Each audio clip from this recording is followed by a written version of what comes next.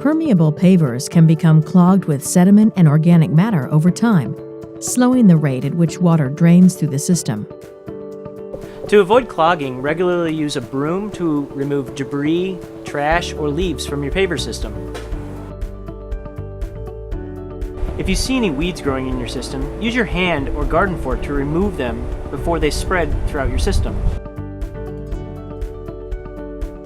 You should remove the debris that accumulates in your downspout filter.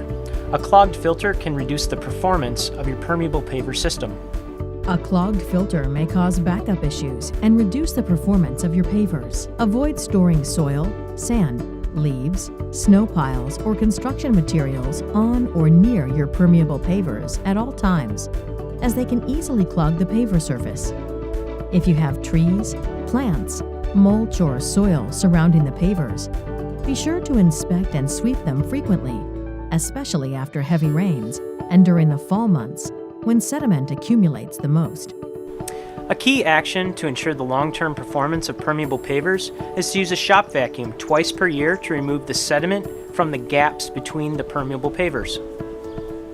The pavers might need to be vacuumed more than twice a year, according to the intensity of use and sediment deposition rate.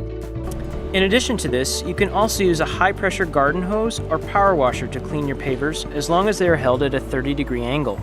Using them at a 90-degree angle may lodge dust and debris deeper into the gravel layers of the pavers, leading to more expensive maintenance measures down the road.